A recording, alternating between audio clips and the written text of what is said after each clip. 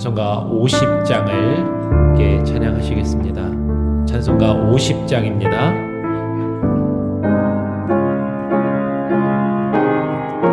큰 여호와로신 주 50장입니다.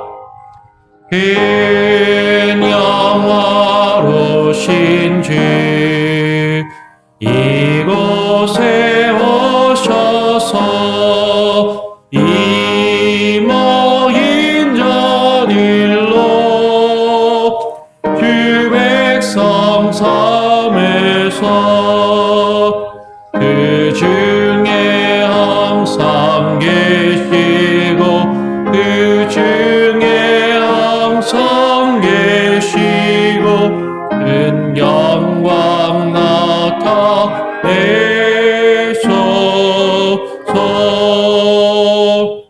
이 백성 기도와 또 예물 드림이 양내와 같으리 갚아주옵소서. 주 예수 그 신복음을 주 예수 그 신복음을 만 백성 듣게 하소서.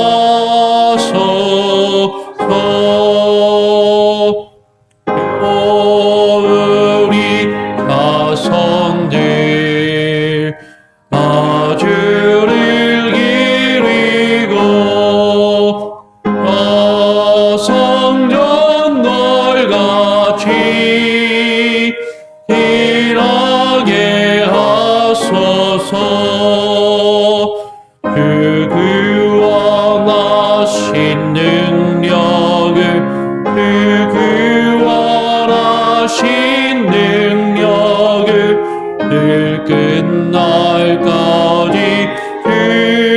주소서.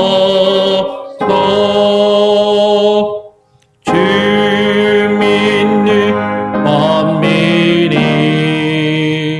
강도를 지키며 예성도들같이 주 천소 바라가 저 천국 보좌 앞에서 저 천국 보좌 앞에서 늘 찬송하게 하소서.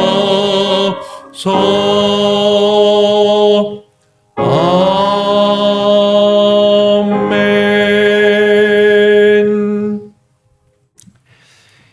오늘 함께 나눌 하나님의 말씀은 에스겔서 47장입니다. 에스겔서 47장 1절부터 12절까지 말씀을 보기를 원하는데 읽는 것은 1절부터 5절까지만 읽겠습니다. 에스겔 47장 1절부터 5절까지 말씀을 함께 교독으로 읽겠습니다. 제가 먼저 에스겔 47장 1절 말씀을 읽습니다. 그가 나를 데리고 전문에 이르시니 전에 전면이 동을 향하였는데 그 문지방 밑에서 물이 나와서 동으로 흐르다가 전 우편 제단 남편으로 흘러내리더라. 그가 또 나를 데리고 북문으로 나가서 바깥 길로 말미암아 꺾여 동양한 바깥문에 이르시기로 본즉 물이 그 우편에 스미어 나오더라. 그 사람이 손에 줄을 잡고 동으로 나아가며 1천척을 청량한 후에 나로 그 물을 건너게 하시니 물이 발목에 오르더니 다시 1천척을 청량하고 나로 물을 건너게 하시니 물이 무릎에 오르고 다시 1천척을 청량하고 나로 물을 건너게 하시니 물이 허리에 오르고 5절도 함께 읽겠습니다. 다시 1천척을 청량하니 물이 내가 건너지 못할 강이 된지라. 그 물이 창이라여 헤엄할 물이요 사람이 능히 건너지 못할 강이더라. 아멘. 오늘 함께 읽은 말씀을 가지고 성전에서 나와서 흐르는 물, 성전에서 나와서 흐르는 물이라는 제목으로 함께 말씀을 나누겠습니다. 에스겔서에는 우리가 계속해서 지금 오늘 이제 에스겔 마지막으로 오늘 에스겔서를 살펴보는 시간입니다. 에스겔서에는 우리가 지금까지 함께 읽고 살펴보았던 것처럼 여러 환상과 여러 이상의 내용들이 기록되어 있습니다.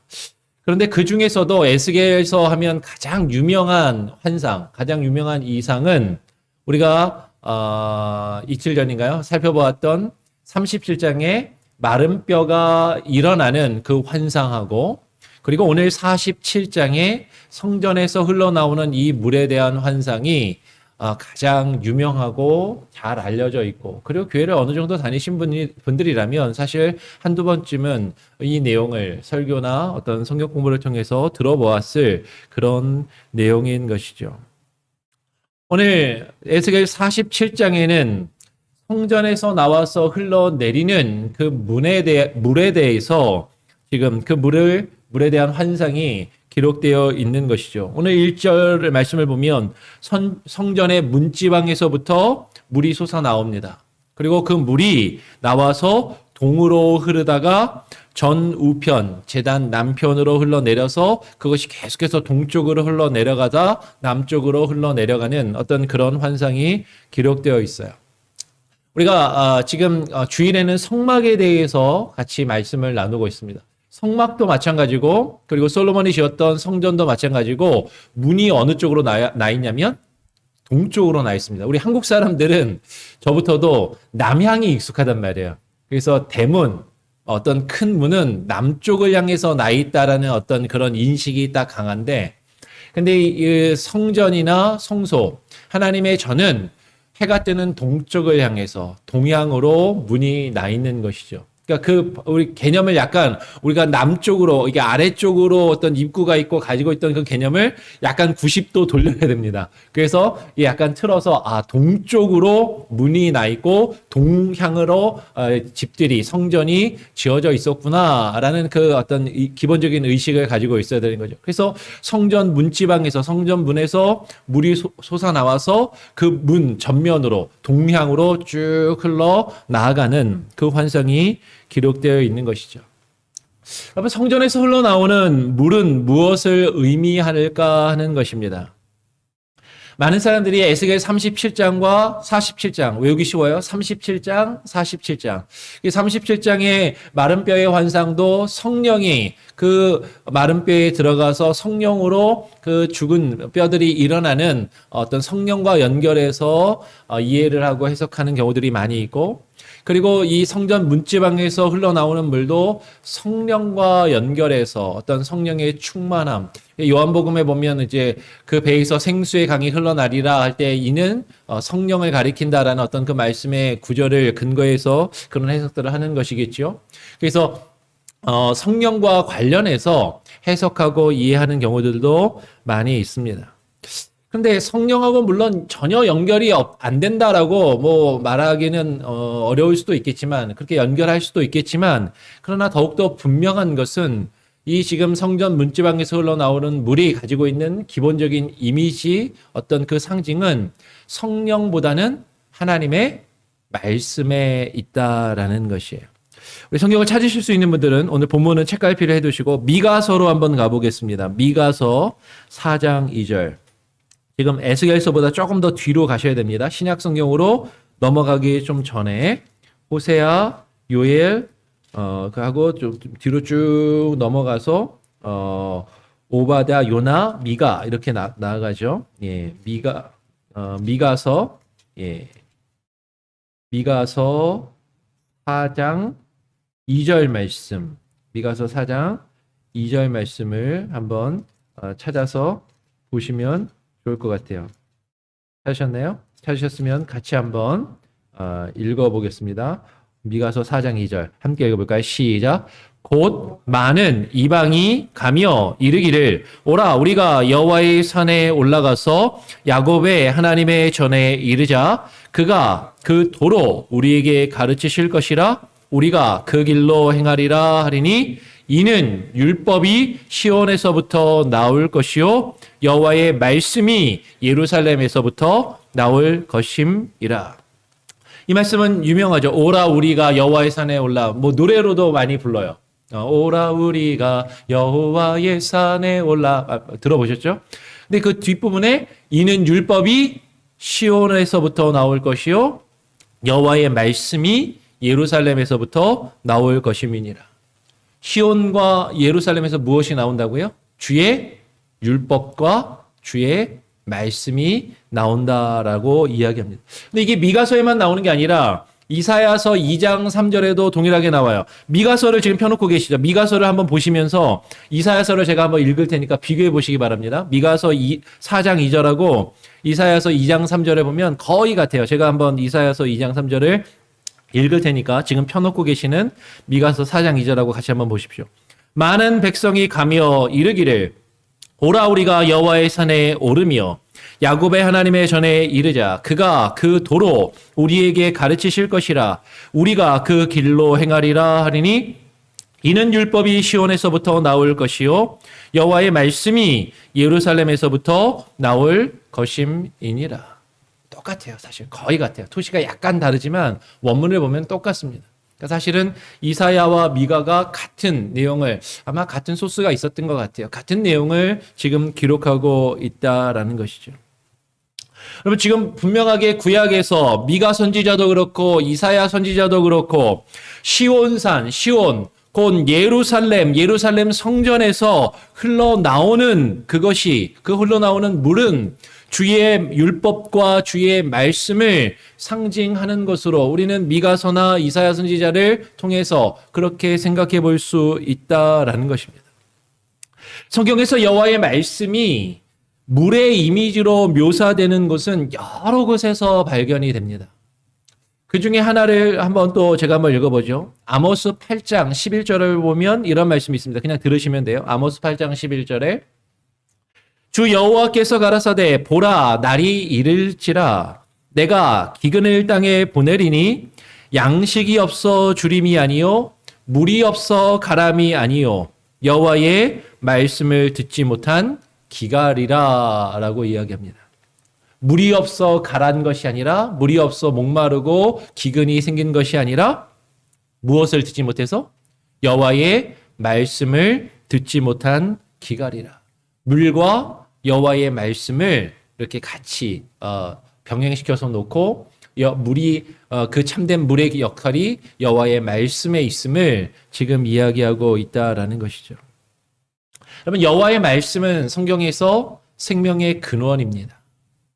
모든 생명이 그곳에서 비롯될 수 있는 생명의 근원이고 그리고 모든 생명이 그 생명을 유지하는데 없어서는 안 되는 가장 필수적이고 가장 중요하고 가장 필요한 것이 물이라는 것이죠. 이거는 뭐 굳이 설명을 안 드려도 뭐 다 아시는 그런 내용일 것이에요.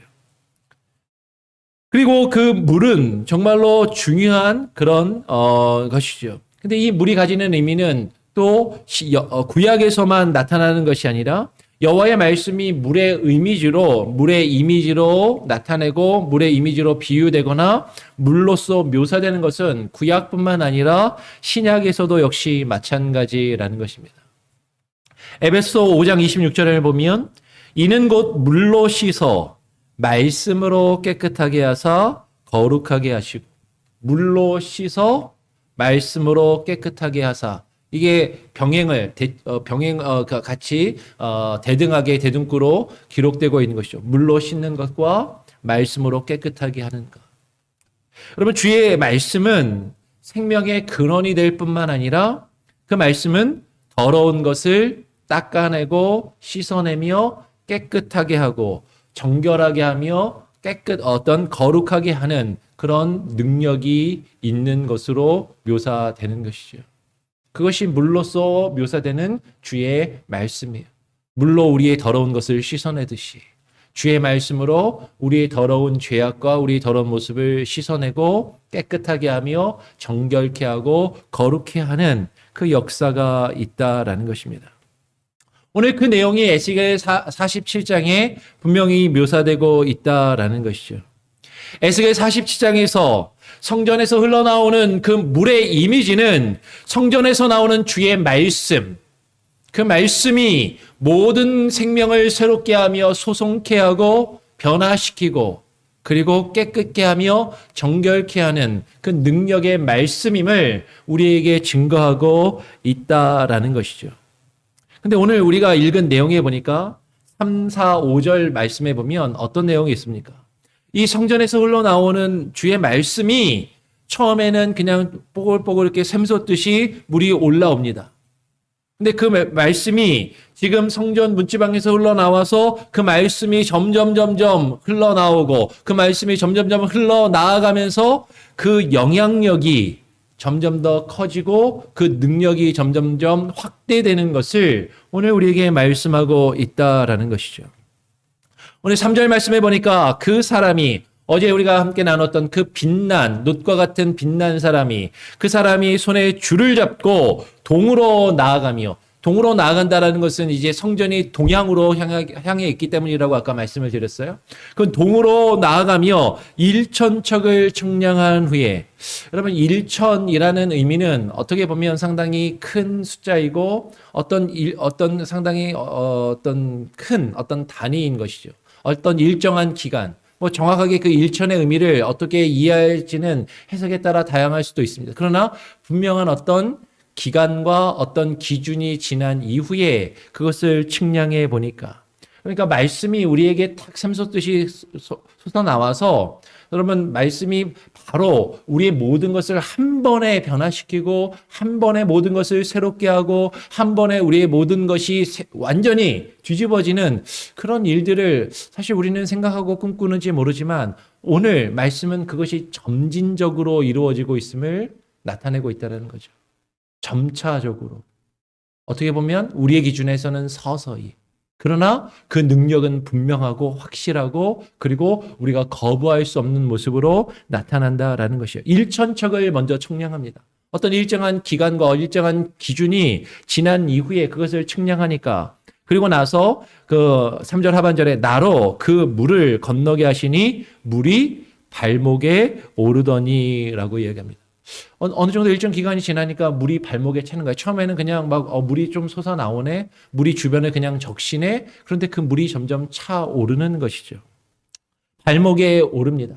그리고 그 발목에 발목까지 오르는 물이 지금 흘러가고 있는데 그 흐르는 물을 가로질러서 건너가라라고 지금 말씀하시는 것이에요. 여러분 냇가에 놀러 가 보신 적이 있죠? 졸졸졸 흐르는 시냇물이 발목까지 차면은 그 냇물에 발목을 담그면 어때요? 시원하고 발이 개운하고 뭐 기분도 좋고 상큼한 그런 느낌을 가집니다. 그리고 물장난도 칠 수 있는 것이죠. 그리고 그 개울을 발목까지 흐르는 그 냇물을 거르는 건 사이를 왔다 갔다 하고 지나다니는 것은 사실 그렇게 어렵지 않아요. 주의 말씀을 우리가 어느 정도 경험하고 그 말씀이 우리에게 어느 정도 차오르면 우리가 물에 발목을 담그듯이 그 말씀을 통해서 시원함도 개운함도 어떤 기분 좋음도 느끼면서 자유롭게 그 물을 왔다 갔다 하고 다니는 그런 경험을 하게 됩니다. 기분이 좋아요. 내 마음대로 왔다 갔다도 합니다. 그러면서 물장난도 치는 것이죠. 그런데 오늘 4절 말씀에 다시 일천척을 청량하고 나로 물을 건너게 하시니 물이 무릎 위로 오릅니다. 물이 점점 불어나는 것이죠. 다시 일천척을 청량하고 나로 물을 건너게 하시니 물이 허리에 오르고라고 이야기합니다. 그리고 나로 물을 건너게 하시니라고 이야기해요. 여러분 물이 점점점 차올라서 무릎이 한 무릎 정도 되는 무릎 정도 차오르는 그 물을 여러분 걸어서 가로질러서 흘러가고 있어요. 근데 흘러가고 있는 그 물을 가로질러서 반대쪽으로 건너가는 게 좀 쉬워요? 아니면 좀 약간 불편합니까? 예, 갈 수는 있어요. 가로질러 갈 수는 있는데 아까 발목만큼 자유롭게 막 편하게 다닐 수는 없고 좀 불편해요. 예. 그 물살의 저항을 느낍니다. 근데 그 물살이, 그 물이 흘러가는 것을 가로질러서 그 물을 건너가려면 이게 조금 불편해요. 그리고 이게 조금 쉽지 않구나라고 그런 느낌이 듭니다. 근데 그 물이 점점 차올라서 허리춤에 차면 이게 걸어가는 게 어려워요. 내가 가고 싶은 대로 쉽게 나아가지를 못합니다. 그럼 하나님의 말씀이 점점점 우리에게 차오르면, 하나님의 말씀이 점점점 우리의 삶에 영향을 주기 시작하면 처음에는 그 말씀이 그냥 나를 기분 좋게 하고 나를 시원하게 하고 내가 그 안에서 왔다 갔다 장난도 치고 내가 하고 싶은 대로 할 수 있었다고 생각했는데 그 말씀이 점점 내 안에 차오르면 이게 어느 순간에 나를 불편하게 합니다. 내가 가고 싶은 대로 가려고 할 때 이게 쉽지가 않은 거예요. 네. 그리고 그 말씀에 어느 정도 내가 잠기게 되면 이게 그냥 내가 이 말씀의 흐름을 거슬러서 다른 쪽으로 거꾸로 걸어 올라가거나 그것을 가로질러서 걸어가려고 할 때 그 물살이 이게 쉽지가 않은 거예요. 근데 그 물이 더욱더 불어나고 많아지면 어떻게 됩니까? 5절 말씀 같이 한번 읽어볼까요? 5절을 한 번 더 읽어보겠습니다. 5절 시작. 다시 일천척을 청량하시니 물이 내가 건너지 못할 강이 된지라 그 물이 창이라여 헤엄할 물이요 사람이 능히 건너지 못할 강이라. 여러분 처음에 일천척을 청량하면 성전에서 그 물이 샘솟아 흘러서 어느 정도 기간이 지나고 어느 정도 기준이 지나면 발목에 차오르고 또 기간이 어느 정도 지나면 무릎까지 차오르고 또 어느 정도 기간이 지나서 그 기준이 지나면 허리에 차오르고 또 어느 정도 기간이 차오르서 또 재보니까 이번에는 어떻게 돼요? 물이 창이라여서 내가 그 물을 건널 수 없다라는 거죠. 걸어서는 못 건넙니다. 그 물이 막 흘러가고 있는 그 물, 여러분 홍수가 났습니다. 물이 막 몰려오는데 내 키보다도 더 높은 그 물을 내가 걸어서 내 의지대로 건너갈 수는 없다라는 것이죠. 어떻게 해야 돼요? 그 물에 내 몸을 맡겨야 됩니다. 헤엄을 치지 않고서는 그 물을 지금 이겨낼 수가 없는 것이죠. 내가 걸어서 건너지 못할 강이 되는 것이에요. 여러분 하나님의 말씀이 우리 안에 차올라서 우리 안에 충만하게 역사하시면 여러분 내가 내 의지와 내 뜻대로 내가 그 말씀을 가로질러서 건너갈 수 없습니다. 내가 가고 싶은 대로 가는 것이 아니라 말씀이 나를 이끄시는 대로 말씀이 나를 흘러가게 하시는 대로 그 말씀에 우리의 몸을 맡겨야 우리는 그 말씀의 흐름에 따라 나아갈 수 있게 되는 것이죠.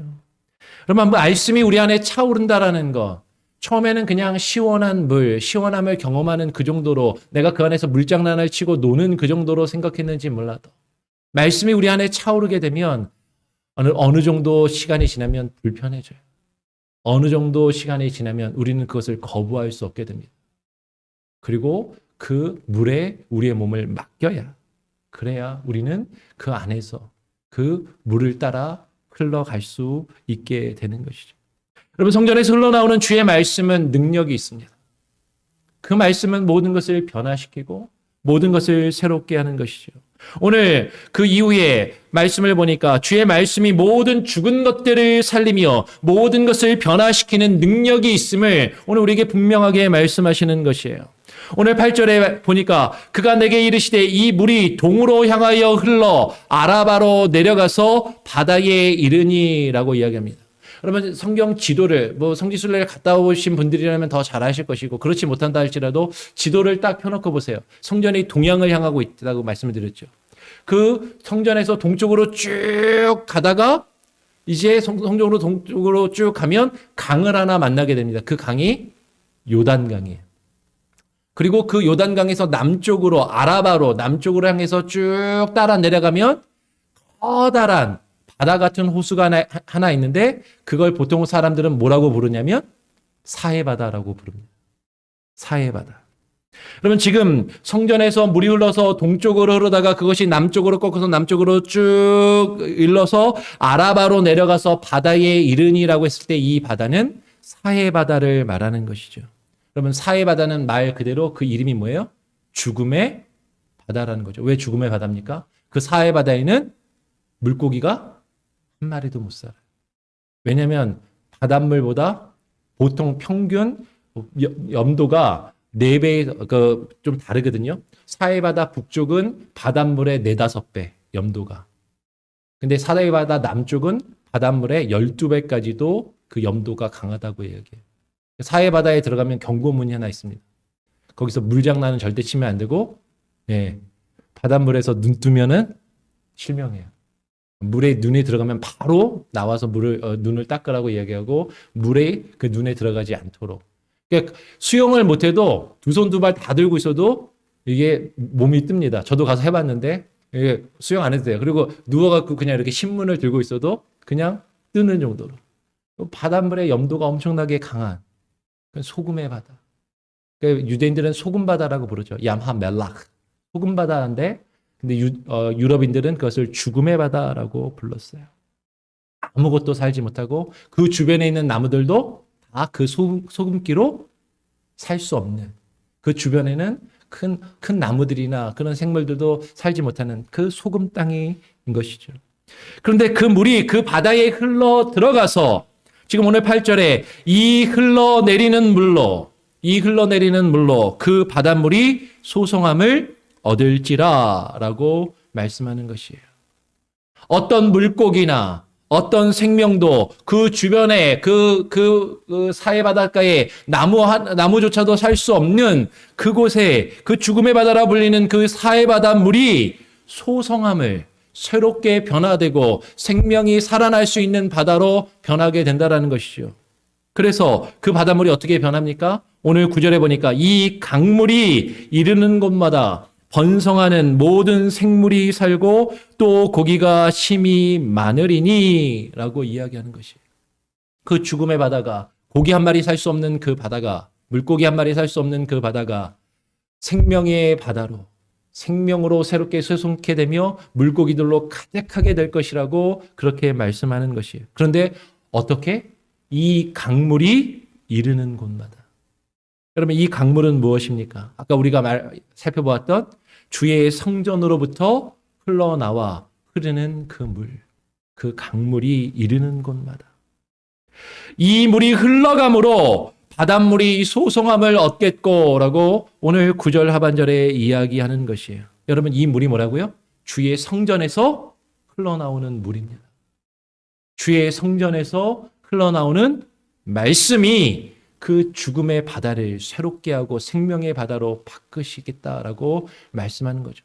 도저히 아무것도 살 수 없을 것 같이 보이는 그 죽음의 바다를 새롭게 변화시키는 능력이 있다라는 것이에요. 주의 성전에서 흘러나오는 주의 말씀이 그 모든 것을 변화시키며 새롭게 하고 죽은 것을 살리는 그 능력이 있다라는 것이죠. 오늘 9절 맨 하반절에 이 강이 이르는 각처에 모든 것이 살 것이며 라고 말씀하시는 것이에요. 이 강, 이 생명의 강, 이 생명의 말씀이 흐르는 곳마다, 이 생명의 말씀이 이르는 곳마다 죽은 것들이 살아나며 새롭게 되어지는 그 놀라운 역사가 있을 것이라고 말씀하시는 것이죠. 그런데 조금 하나 이해하기 어렵고 받아들이기 어려운 내용이 하나 있어요. 11절에 보니까 이런 표현이 있습니다. 11절에 그 진벌과 갯벌은 소성되지 못하고 소금 땅이 될 것이며 라는 말씀이 있어요. 아니, 사해바다도 소성케 하는데 그 죽음의 바다, 그 엄청난 바닷물도 변화시켜서 그 바닷물의 10배 이상 짠 그 바닷물도 생명의 물로 변화시켜서 그 물고기 한 마리 살지 않는 그 사해바다를 변화시켜 물고기가 가득한 바다로 변화시키신다고 하셨는데, 아니 왜 그 진벌과 그 갯벌은 소성되지 못하고 소금 땅이 되나, 소금 땅으로 남아 있을까? 참 이해하기가 어려운 그런 내용이 사실 기록되어 있는 거죠. 나름 고민을 많이 했습니다. 그런데 결론은 하나예요. 여러분, 사해바다의 그 진벌과 갯벌이 왜 소성되지 못할까? 진흙입니다. 그 진흙, 그 진벌과 갯벌은 이미 무엇으로 가득 차 있어요? 다른 물로 가득 차 있어요. 그리고 그 진흙과 진벌에는 그 생명의 물이 스며들지를 못하는 거죠. 그 생명의 물을 받아들이지 않습니다. 그러면 그 생명의 물이 들어가야, 그 생명의 물이 흡수되어야 그 생명의 물이 그 죽은 것들을 변화시키며 새롭게 하는데, 그 짐벌은 그 물을 흡수하지 못하는 거예요. 그 물을 받아들이지 못하는 겁니다. 여러분, 그 생명의 물은 아무리 메마른 땅도, 아무리 갈라진 땅도, 아무리 거친 광야도 그 생명의 물이 흘러 들어가면 생명이 새롭게 되고 소성케 되며 새로워집니다. 그 말씀을 받아들이면 아무리 메마르고 아무리 딱딱하게 굳은 땅도 그 말씀이 그 땅을 적시면 시간이 좀 걸릴 수 있어요. 일정한 기간이 필요할 수 있습니다. 어느 정도의 단계가 필요할 수 있어요. 그러나 그 말씀은 살아 역사하고 그 땅을 변화시킵니다. 그런데 그 짐벌은, 그 말씀을 받아들일 수 없고 그 말씀을 받아들이지 않는 그 짐벌은 변화되지 않고 소송케 되지 않고 그냥 소금의 땅으로 남아 있을 것이라고 말씀하는 거예요.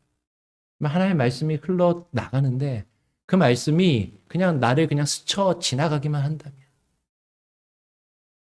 내 주변을 그냥 맴돌기만 한다면, 그 말씀을 흡수하지 않고 그 말씀을 받아들이지 않고 그 말씀이 나의 삶에 영향을 끼치도록 내 자신이 열려져 있지 않다면, 여러분, 그 하나님의 말씀으로 결코 새로워지는 그 능력을 경험할 수 없다라는 것이에요.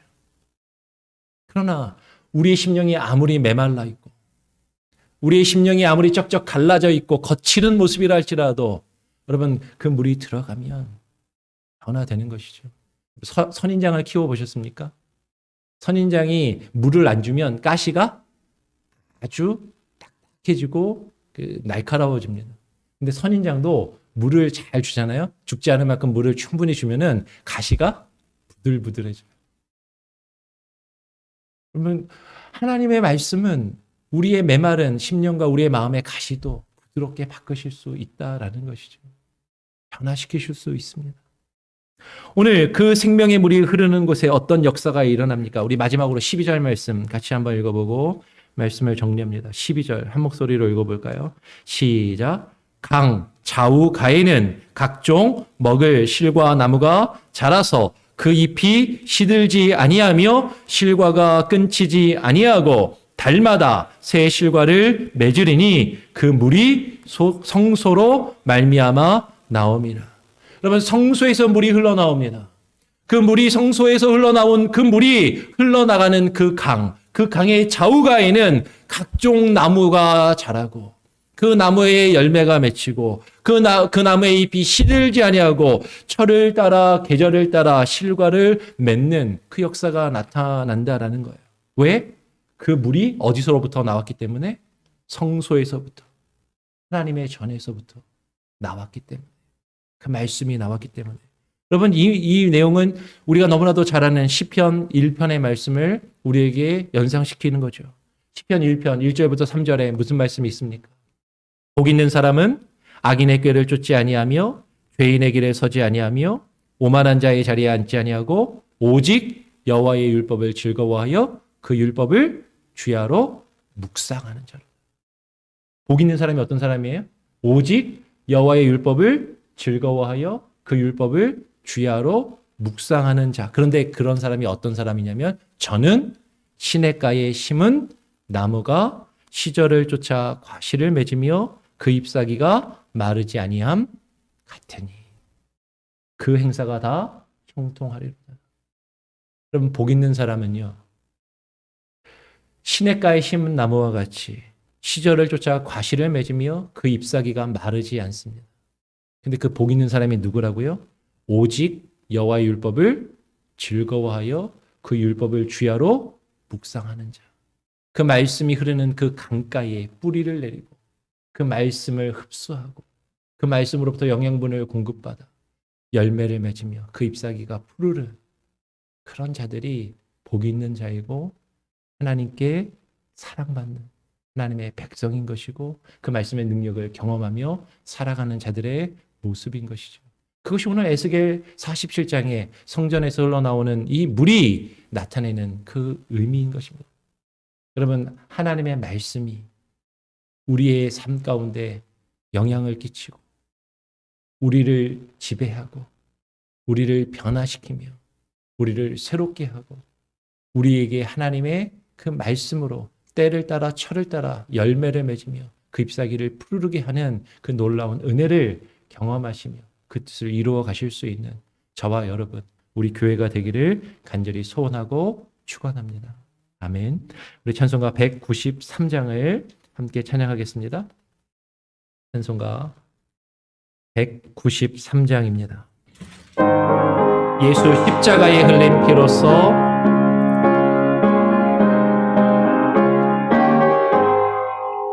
예수 십자가에 흘린 피로써 그대는 씻기어 있는가.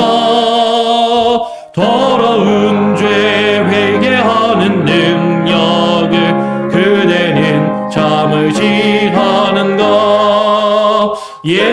예수의 보혈로 그대는 씻기어 있는가. 마음속에 여러 가지 죄악이 깨끗이 씻기어 있는가. 주 예수와 밤낮으로 늘 함께 그대는 행동을 하는가. 아무 때나 어디든지 그대는 십자가 붙들고 있는가. 예수의 보혈로 그대는 씻기어 있는가. 마음속에 여러 가지 죄악이 깨끗이 씻기어 있는가. 주님 예수 다시 올 때 그대는 영접할 예복이 있는가. 그대 몸은 거룩한 곳 성전에 들어갈 준비가 됐는가. 예수의 보혈로 그대는 씻기어 있는가. 마음속에 여러 가지 죄악이 깨끗이 씻기어 있는가. 모든 죄에 더러워진 예복을 주 앞에 지금 넘어서서 샘물같이 솟아나는 보혈로 눈보다 너에게 씻으라. 예수의 보혈로 그대는 씻기어 있는가. 마음속에 여러 가지 죄악이 깨끗이 씻기어 있는가. 여러분, 오늘 함께 나눈 말씀을 기억하면서 기도하시기 바랍니다. 하나님의 말씀은 생명의 물과 같습니다. 그 말씀이 흘러가는 곳마다 죽은 것들이 살아나며 변화되고 새롭게 수송케 되는 놀라운 역사가 있을 것이라고 지금 에스겔의 환상을 통해서 우리에게 말씀하고 계십니다. 그런데 중요한 것은 그 말씀을 흡수해야 하는 것이죠. 그 말씀을 받아들여야 됩니다.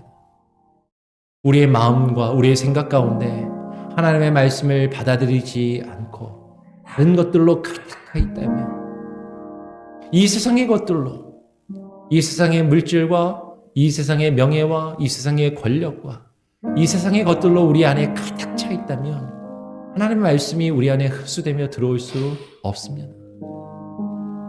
하나님의 말씀을 받아들일 수 있는 틈을 우리는 가져야 돼요. 여유를 가져야 됩니다. 우리의 마음을 비워야 합니다. 그럴 때 우리의 마음과 심령이, 우리의 삶이 아무리 단단하고 아무리 메말라 있을지라도 그 말씀이 우리를 변화시키시며 새롭게 하실 것입니다. 시간이 걸릴지라도, 어느 정도 단계와 과정이 필요할 수는 있지만, 그러나 분명히 그 말씀이 역사하시면 우리를 새롭게 하시고 변화시키실 줄 믿습니다.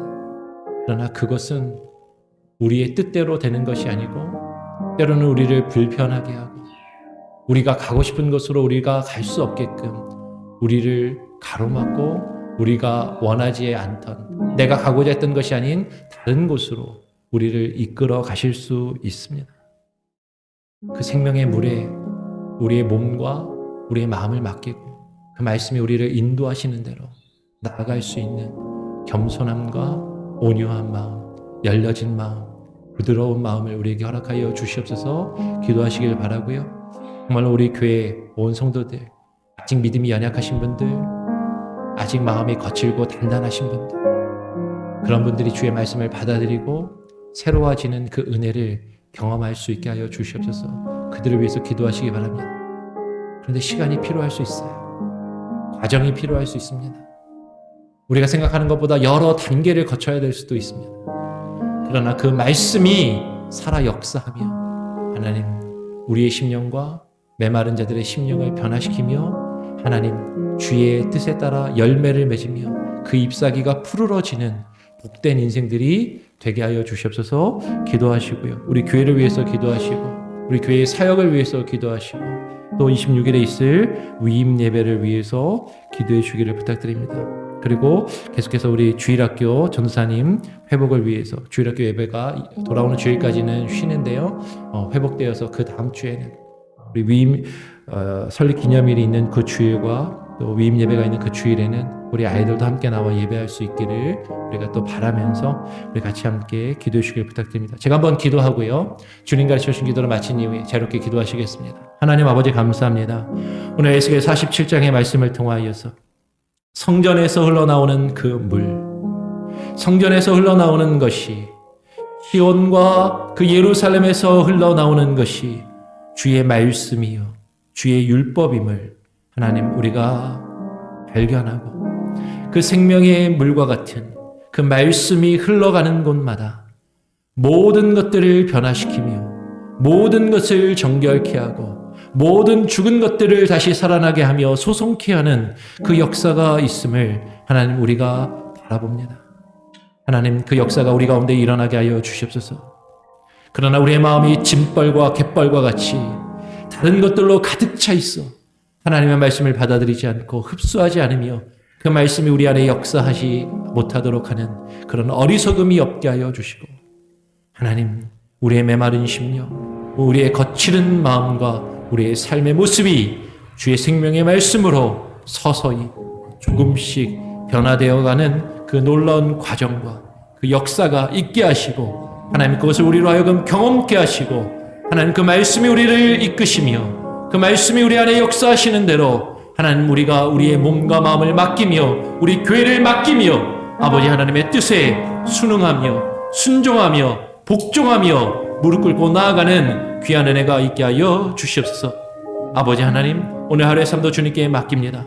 그 생명의 말씀이 우리를 새롭게 하시고 변화시키시며 내 뜻대로 내가 나아가고자 하는 방향으로 나아가는 것이 아니라 그 말씀이 우리를 인도하시는 대로 한 걸음 한 걸음 나아갈 수 있는 우리의 귀하고 복된 인생과 우리의 가정과 우리 교회가 되게 하여 주시옵소서. 26일에 있을 위임 예배와 하나님 또 주일학교 우리 전도사님 그 가정을 위해서도 기도합니다. 아버지 하나님 회복시켜 주시고 치유시켜 주시고 아버지 하나님 우리 온 성도들이 온 믿음의 자녀들이 함께 모여 하나님을 예배하며 찬양하는데 어려움이 없도록 하나님 역사하시고 주장하여 주시옵소서. 오늘 하루의 삶도 주님께 온전히 맡기고 부탁드리오며 거룩하신 예수 그리스도의 이름으로 기도합니다. 아멘. 하늘에 계신 우리 아버지여 이름이 거룩히 여김을 받으시오며 나라가 임하시오며 뜻이 하늘에서 이룬 것 같이 땅에서도 이루어지이다. 오늘날 우리에게 일용할 양식을 주옵시고 우리가 우리에게 죄 지은 자를 사하여 준 것 같이 우리 죄를 사하여 주옵시고 우리를 시험에 들게 하지 마옵시고 다만 악에서 구하옵소서. 대개 나라와 권세와 영광이 아버지께 영원히 있사옵나이다. 아멘. 자유롭게 기도하시기 바랍니다.